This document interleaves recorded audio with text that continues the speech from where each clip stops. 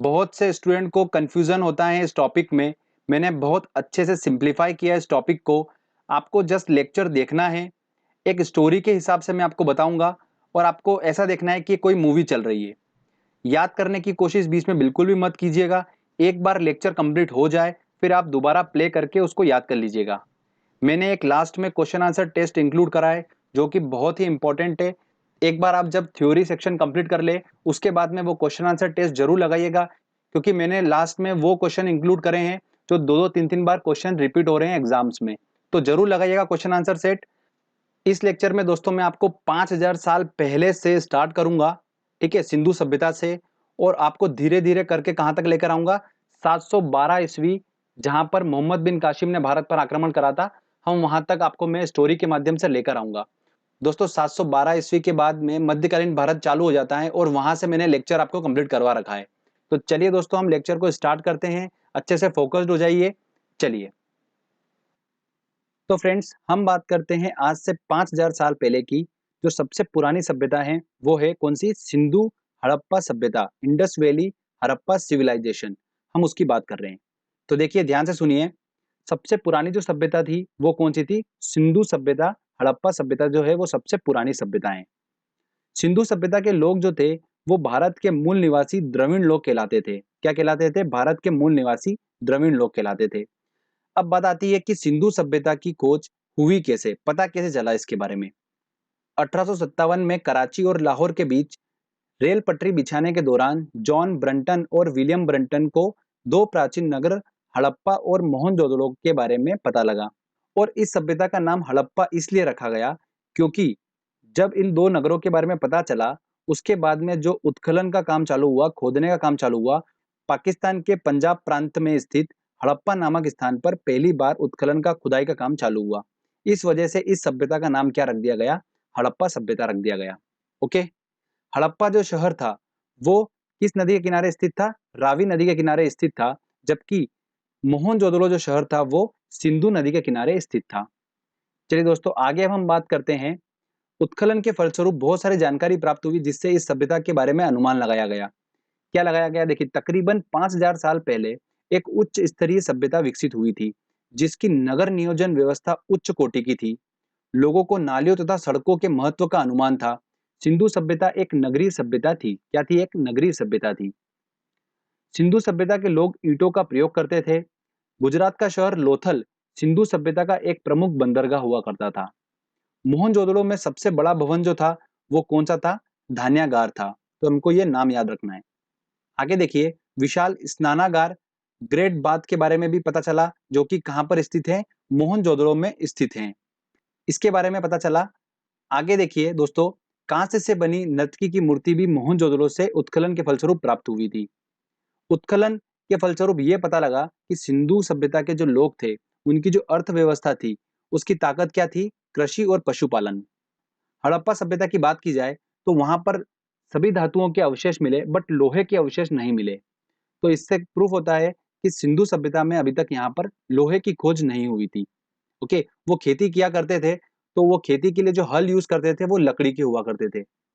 सिंधु सभ्यता के लोगों ने सबसे पहले किसका उत्पादन किया? कपास का उत्पादन किया। ओके, देखा जाए कि सिंधु सभ्यता का अंत कैसे हुआ, तो एग्जैक्टली में इस बात का अभी तक प्रूफ नहीं हुआ है कि सिंधु सभ्यता का अंत सिंधु नदी में आई बाढ़ की वजह से हुआ है कि वहां पर अकाल पड़ने की वजह से हुआ है। इस बात का अभी तक प्रूफ नहीं मिल पाया है कि सिंधु सभ्यता का अंत कैसे हुआ। तो चलिए हमारी स्टोरी को आगे लेके जाते हैं। ये हमने बात करी आज से 5000 साल पहले की। उसके बाद समय निकलता गया। भारत में सबसे पहले ईरान के देश के लोगों ने प्रवेश करा, जो कि क्या कहलाए? आर्यंस कहलाए। इन आर्यंस ने भारत के मूल निवासी द्रविड़ों को युद्ध में पराजित कर दिया और अपना शासन स्थापित कर लिया। ये बात हो रही है दोस्तों आज से 3200 साल पहले की बात हो रही है। ओके, तो इन आर्यंस ने अपना शासन स्थापित कर लिया और इनके द्वारा जो सभ्यता बनी थी वो क्या कहलाई? वैदिक सभ्यता। क्या कहलाई दोस्तों?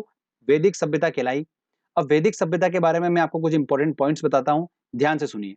वैदिक जो सभ्यता थी वो कैसी सभ्यता थी? एक ग्रामीण सभ्यता थी।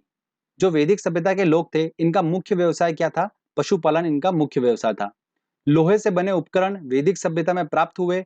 इसका मतलब यहाँ पर लोहे की खोज हो चुकी थी। घोड़ा यहाँ पर एक महत्वपूर्ण पशु था। ये आर्यंस अस्त्र शस्त्र और कवच जैसे उपकरण बनाना जानते थे।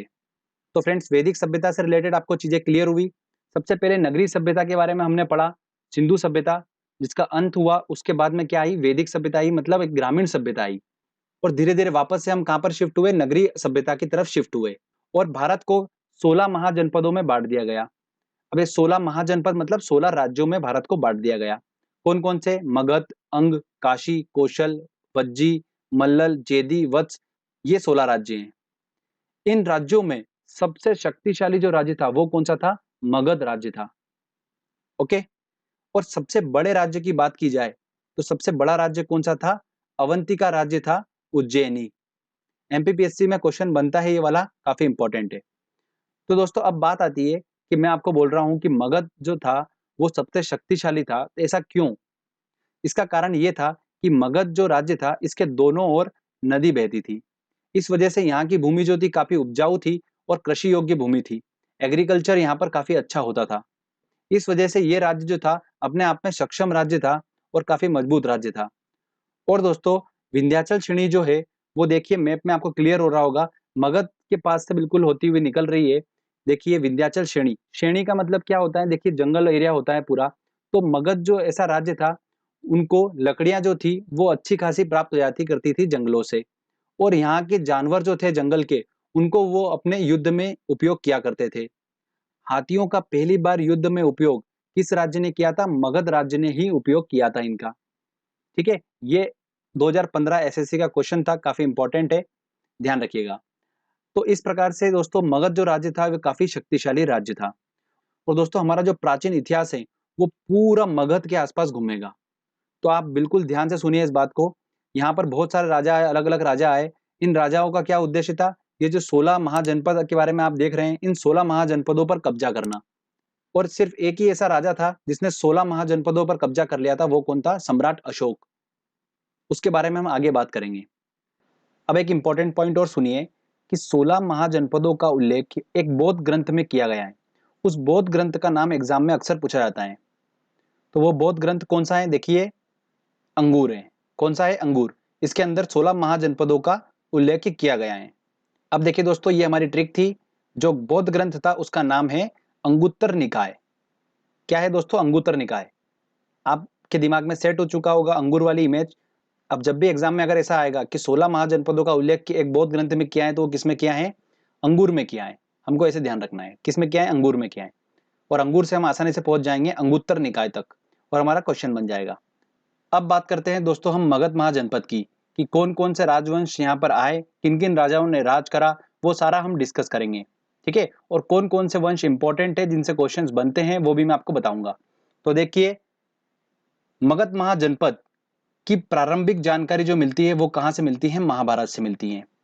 और मगध की सबसे पहली प्राचीन राजधानी जो थी वो कौन थी, गिरिब्रज थी, राजगृह थी। क्या थी, गिरिब्रज राजगृह थी मगध की सबसे प्राचीन राजधानी। मगध पर सबसे पहले बिंबसार आए।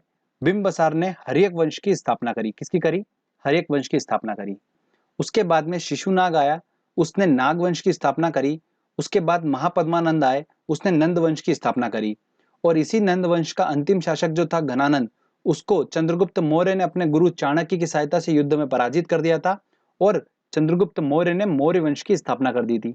तो दोस्तों ये हमारा पहला फेज है। इसके बाद और भी वंश आए हैं, हम उनको थोड़ा बाद में डिस्कस करेंगे। सबसे पहले हम इन चारों को डिस्कस करेंगे। ओके, इन चारों वंश में सबसे इंपॉर्टेंट है मौर्य वंश। मौर्य वंश से काफी ज्यादा क्वेश्चंस बनते हैं, बट हम इन तीन वंशों को भी कवर करेंगे, जिसमें हर्यक वंश और नंद वंश से भी एग्जाम में क्वेश्चंस देखने को मिलते हैं। नाग वंश से आपको बस इतना याद रखना है कि नाग वंश के संस्थापक कौन थे, शिशुनाग थे। क्लियर। चलिए अब मैं आपको हर्यक वंश और नंद वंश के बारे में कुछ इंपॉर्टेंट पॉइंट बता देता हूं। उसके बाद में हम स्टार्ट करेंगे चंद्रगुप्त मौर्य, मतलब मौर्य वंश से स्टार्ट करेंगे। देखिए, बिंबसार ने हर्यक वंश की स्थापना करी मगध पर सबसे पहले। तो बिंबसार जो था वो बौद्ध धर्म का अनुयायी था। किसका था, बौद्ध धर्म का अनुयायी था। इसकी मृत्यु उसके पुत्र अजात शत्रु ने कर दी थी। और इस अजात शत्रु की मृत्यु उद्दायन इसके पुत्र ने की थी। और इसी उद्दायन ने, ध्यान रखिएगा इंपॉर्टेंट क्वेश्चन है, गंगा और सोन नदी के संगम पर पाटलिपुत्र नगर की स्थापना करी थी। किसने, इस उद्दायन ने। बीपीएससी एग्जाम में, बिहार पीएससी के एग्जाम में क्वेश्चन पूछा जाता है, ये काफी इंपॉर्टेंट क्वेश्चन है। इसके बाद कौन सा वंश आया था? नाग वंश आया था, जिसकी स्थापना शिशुनाग ने करी थी। उससे हमको बस संस्थापक का नाम याद करना है। उसके बाद कौन सा वंश आया था? नंद वंश आया था। तो चलिए हम बात करते हैं नंद वंश की। इसकी स्थापना किसने करी थी? महापद्मानंद ने करी थी। और नंद वंश के समय में मैसेडोनिया